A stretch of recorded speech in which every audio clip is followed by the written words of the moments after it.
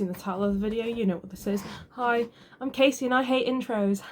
Why is it so bad? It literally wasn't even there yesterday, but the second I decided to film, up it goes. I have my little forest fruits smoothie here. I am in fact stirring it with a butter knife, but we don't need to talk about that. It is a bit bitty. I made it in the blender, like, I bought one of those, like, smoothie packets and then put in some apple juice. But it's a bit bitty, but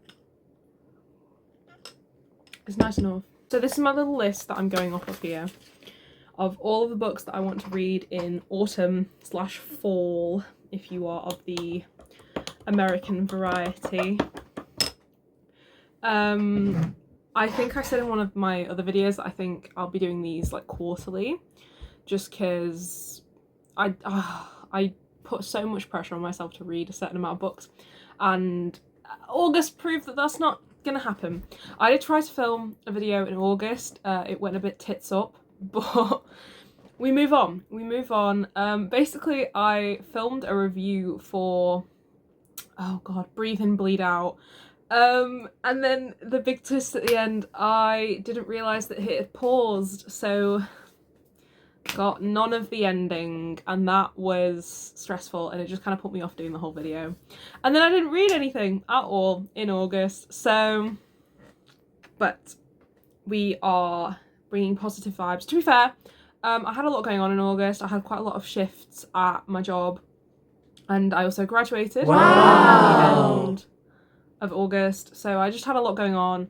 I've been playing a lot of video games, like that's mostly been where my energy's going, so haven't really read a lot, but hopefully I will. I tend to read quite a lot in sort of autumn and winter just because I get like really bad summer depression, so I get a lot more productive hopefully in autumn time. So I am sort of loosely putting these into months, but to be honest, there's really only one that I have solid plans for.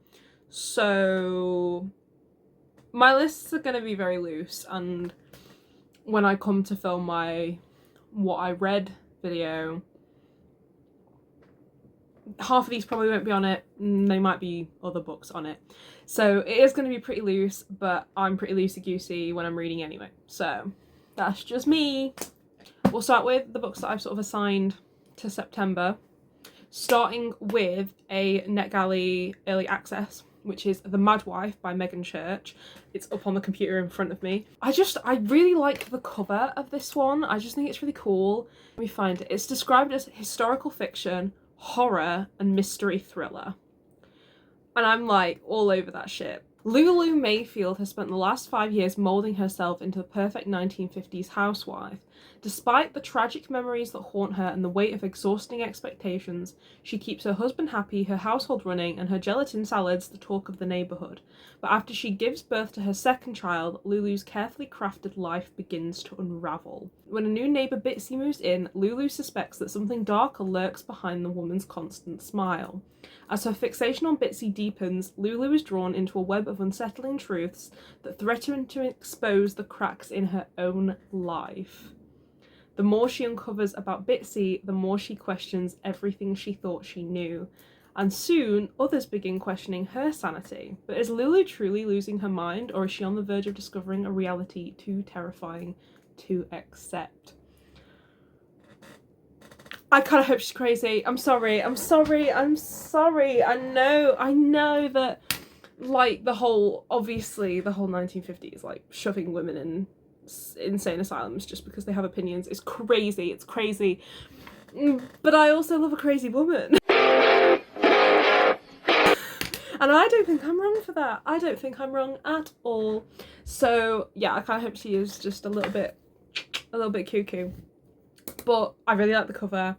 I'm really intrigued, and I really quite enjoyed Breathe In, Bleed Out. So far, my one example of reading an early access book has gone really well. I'm terrified to read one and then it not be good, because like, oh no, I'd feel awful. I'd actually feel so bad.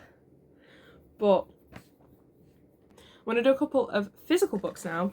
So I've chosen pretty short books for September. One of them has a very specific reason to it, and that's because it's on my read or get rid 2025 list. So at the start of every year, even when I'm not doing YouTube, like, because I've only been doing that for like a month, even when I wasn't doing YouTube, I just like to sort of try and clean out my books. I'm really, really bad at cleaning out my books. I've done quite a lot this year actually because I moved house, but I still need to be better. I make a little list of like all the books that I just don't really feel as interested in anymore, and if I haven't read them by the end of the year. For example, Atonement, the reason I read that this year was because it was on my read or read. And I loved it. So this one I've actually technically read before. I read it for my drama class in 6th form, but COVID hit, so we only got halfway through.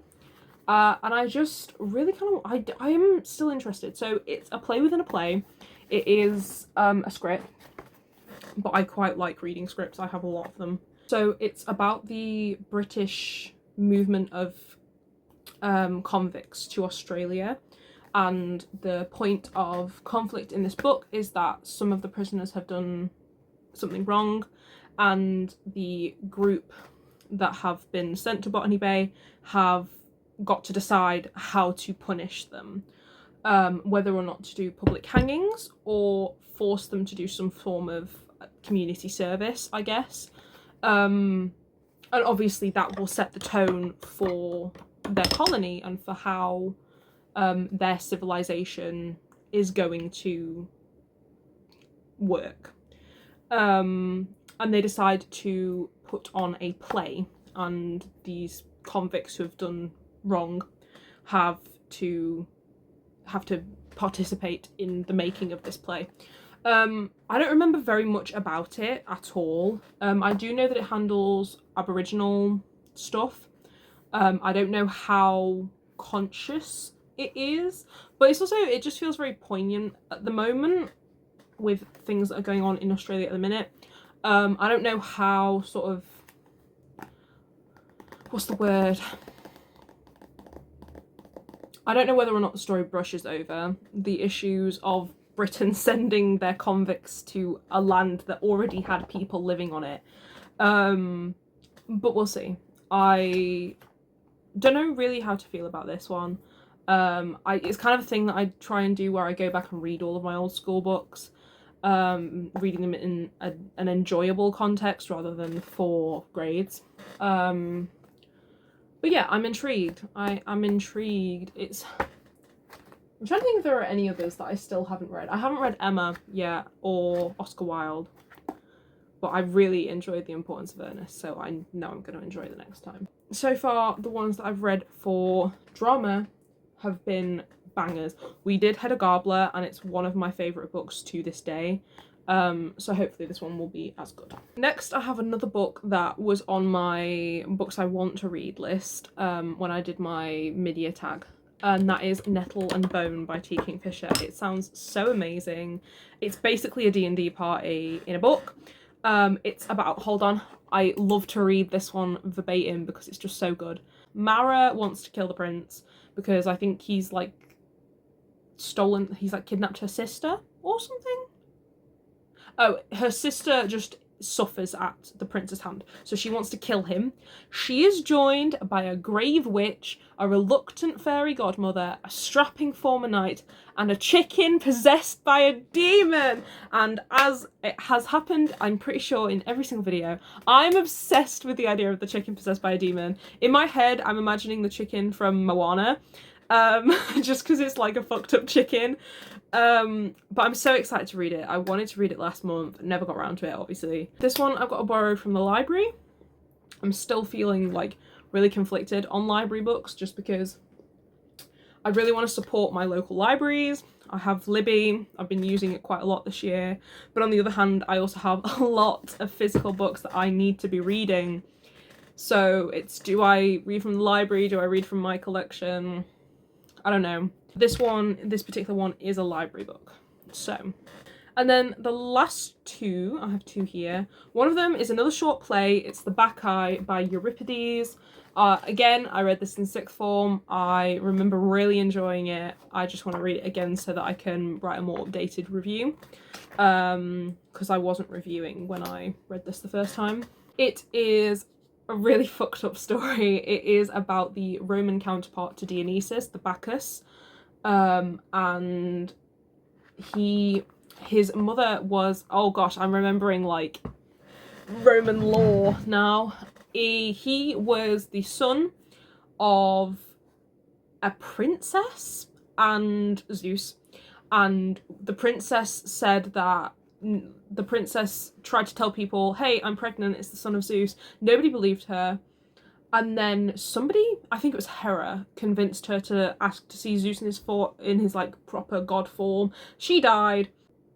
Zeus, I want to say he like carried Dionysus in a sack, like on his body somewhere, and then like birthed him himself. I don't know. Gods. To cast revenge on his family, the Bacchus goes to Thebes. Was it Thebes?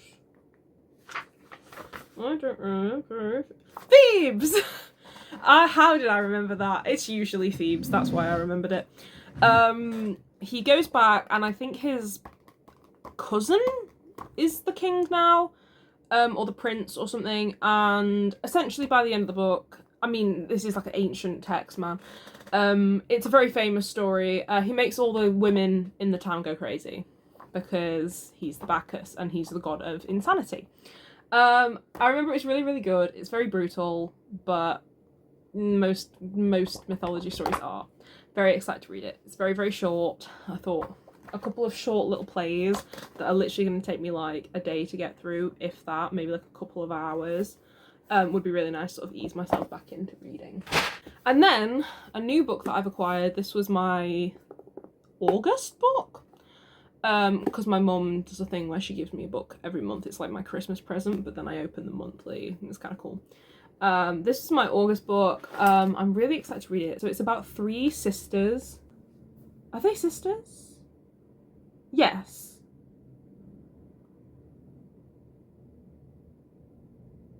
Maybe they're not sisters. Maybe they are sisters. Oh, maybe they're not sisters. I don't know. I don't think they are sisters. It says, meet the Stockton women of Brooklyn Heights. Darlie, who was born with money, Sasha, who married into it, and Georgiana, who wants to give it all away. Among glittering parties, weekend homes, and hungover brunches, the three will have to grapple with the burden of parental expectations, the hardships and bewilderment of growing up, and the miles between the haves and the have-nots. No, have-nots. The witty and wicked novel about New York's one-percenters. I think it's going to give Desperate Housewives. And I'm into that. Or like, I'm gonna be honest, the Kardashians, or like Keeping Up with the Kardashians, is one of my guilty pleasures. I just love watching rich people be messy. Mostly because I'm jealous. They're like animals in a zoo, you know? God, this is leaking so, it's not leaking, but it's like condensationing really bad. Sorry. As I was saying, rich people are zoo animals. No, that sounds really bad, but I mean in the way of like, they live such different lives to like normal people that it's kind of fascinating. It's kind of fascinating to see like what they freak out over. Because there's an episode of the Kardashians where they go and meet this health nut guy who's obsessed that he's aging backwards. And even the Kardashians think he's crazy. Do you know how insane you have to be for the Kardashians to think you're insane? Oh, they just live such a wildly different life to normal people, and it fascinates me. And I'm hoping to get that same level of hilarious drama from this.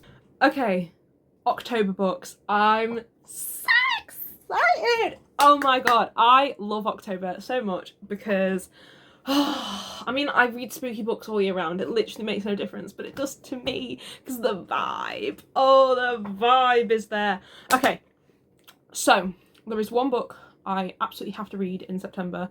I'm planning on filming a vlog for it. Hopefully this one will turn out well and won't be a complete and utter flop like the last one. But I am going on holiday with my family. We're going to Spain and I'm going to take this book with me to hopefully do a little Spain vlog. It's going to be so much fun as long as I remember to actually film.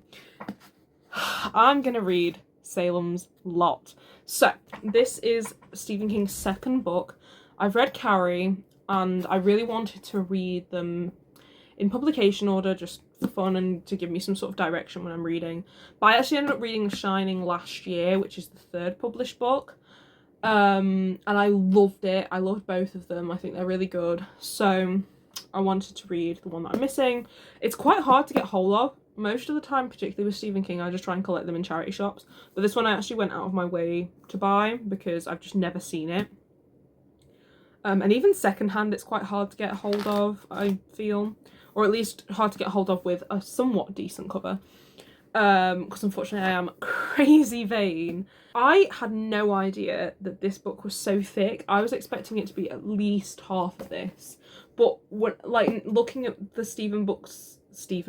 looking at the King books that I do have, all of his books are just insanely thick, except Carrie. Don't know what that's about. But yeah, so I think it's like 600 pages, 700 pages. Okay. And a half, 750 pages roughly, this book.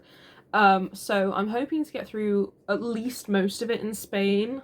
Obviously we will be doing things in Spain, but I tend to get a lot of reading done on holiday. I don't know basically nothing about it. I know that it's about vampires. That's literally it. That's literally all I know. It's about a writer. I feel like that's pretty common. Self-insert, Stephen King, who, what? Oh, a child disappears and a dog is brutally killed. Nothing unusual, except the list starts to grow. I do know it's about a vampire. I don't know if that's supposed to be a surprise, but it's not going to be. But speaking of vampires, my second book for October, I'm so glad I finally own a copy of this because I've been looking for it for a long time. It's been on my Christmas list the last 2 years, and I finally found a really nice edition of it in a charity shop. So I bought this for like £3, I think. And that's A Dowry of Blood. I've actually been seeing a lot of people talk about this recently. Like I saw a TikTok about the cover in Hungary. That might be wrong. And how people don't like it. But it's a retelling of Dracula from the perspective of Dracula's wives, so the 3 women that show up for like 5 minutes in the original story. This book is why I read Dracula last year, because I wanted to read this book and was like, well, I can't read a retelling without reading the original, right? So we'll see how it goes. I kind of ruined Song of Achilles by doing that because I don't like Song of Achilles. Oh, I'm gonna get crucified online for saying that. I don't like Song of Achilles very much. I think Miller has a really nice writing style. I do think there are several lines that are very hard-hitting and very emotional. But I'm a big Iliad fan. I've read it twice and I really enjoy it. And I just feel like Patroclus' character was brutally murdered. I feel like it was so out of character. It feels like I should have read it on AO3 with the tag OOC. I'm sorry, but that's just true. That's just true. I can't read. I find it really hard to read retellings without the fanfiction lens, because I read and write fanfiction myself, so it's not from a disrespectful angle. I love fanfiction. I think it's brilliant. But like, if you're gonna publish it, as a retelling, it's got to be in character, man. It's got to be in character. Even in fanfiction spaces, the whole like out of character fanon versions of characters is like a controversial thing. So if you're going to publish it properly, brave. But this book won't suffer the same thing, because the 3 women, the 3 wives in Dracula are literally in it for like 2 seconds. They come in it, scared Jonathan, disappear, and then are murdered at the end. And that's it. Sorry, spoilers. Dracula's an old book. I don't feel bad giving spoilers for old books. I'm sorry. But yeah, they're barely in it, so you can't really have them mischaracterized. And the third book That was so, like, no segue whatsoever. The third book is Amityville Horror. The reason I want to read this so soon, well, it's not soon to you, but it's soon to me, is because I borrowed this from my mum, and I feel kind of bad about it. So she's probably going to take it back, unless I really enjoy it, and then I might try and steal it, but we don't need to talk about that part. Oh god, this is so old, it's making me want to sneeze. It's a very old book. Actually, when was it published? I find the versions of books really interesting. 82. This is from the 80s. It's about a haunted house. You know, who doesn't like a haunted house story? On December 18th, 1975, George and Kathy Lutz and their 3 children moved into their new home at 112 Ocean Avenue, Amityville. 28 days later, they fled from the house in terror. The quote, it's not a quote from the book, it's like a review, just says, "This book will scare the hell out of you." We'll see. We will see. I don't have a lot to say about it. It's a haunted house book. Who can go wrong? Love a haunted house. Recently read The Elementals, really enjoyed that, but for me there wasn't enough scary stuff. Like, there wasn't enough haunting in the house, which is crazy because it's a haunted house book. Like, the house is plenty haunted, but not plenty enough, in my opinion. It was great. I think I gave it like 4 or 5 stars, but still not enough. I need more. I also really want to try and read a Grady Hendrix this year. I don't even know which one. I do have quite a lot on my Christmas list. I know it won't be Horror Store because I want to read Horror Store like as the book. So hopefully somebody gets me that for Christmas, but we'll see. Okay. November. So I don't even know if this is still a thing, but I know when I first started watching YouTube, non-fiction November was like a thing. So I have 3 non-fiction books that I would quite like to read this year.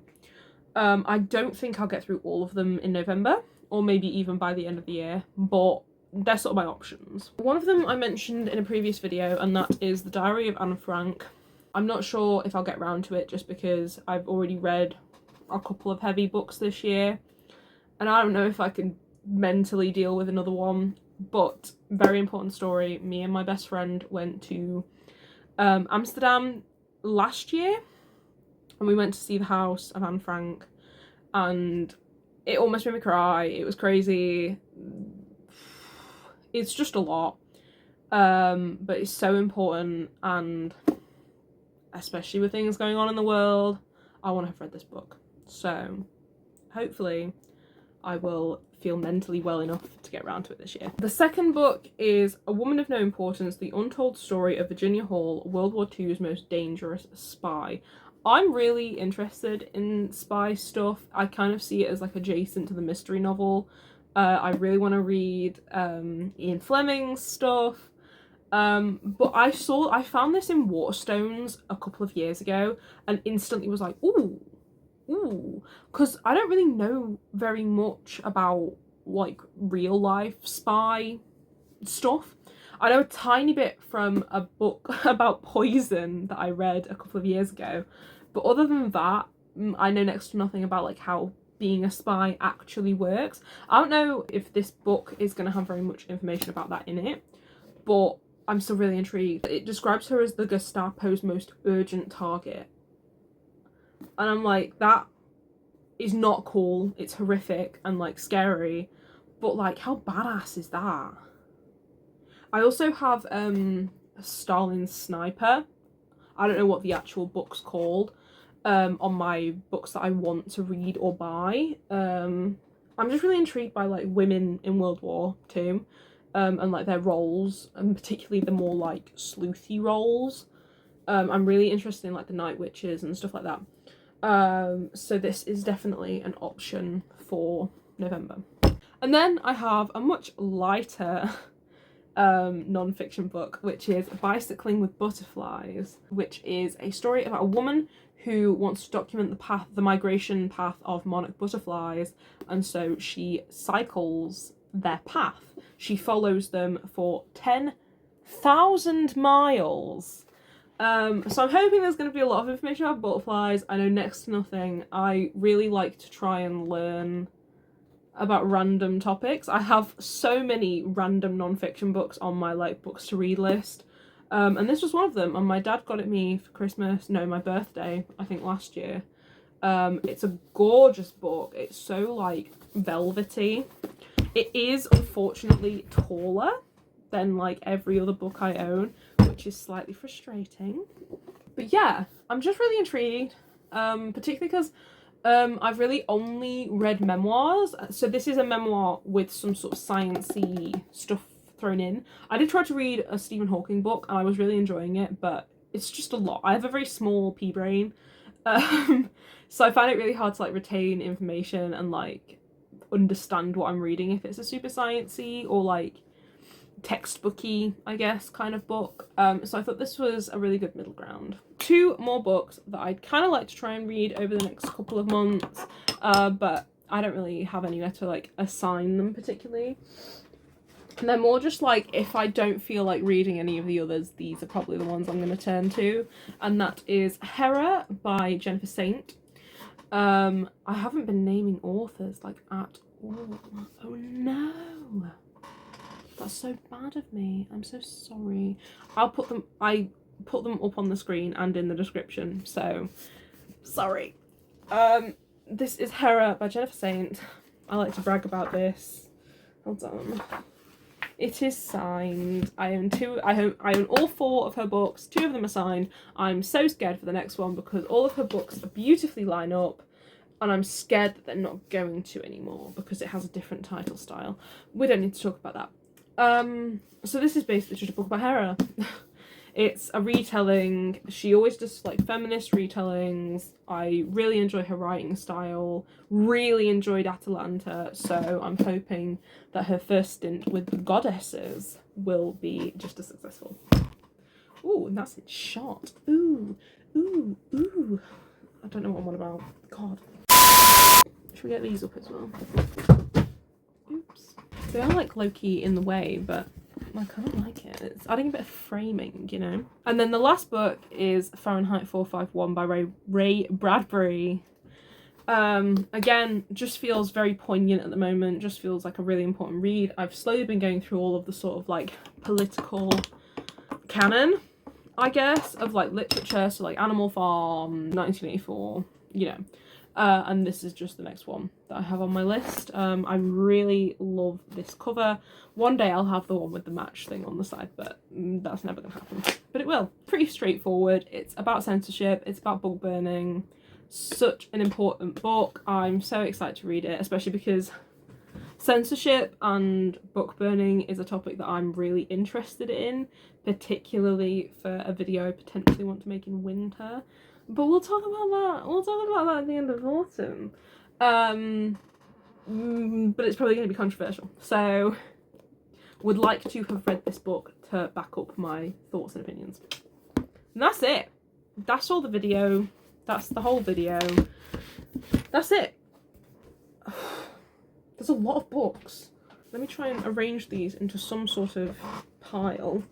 These are all the books that I want to read in September, October and November. Autumn, fall, whatever you want to call it, I don't care. This is all of them. They're very nice looking, aren't they? I need to fix my hair so I can make a thumbnail. Cool. That's the end of the video, folks. Peace.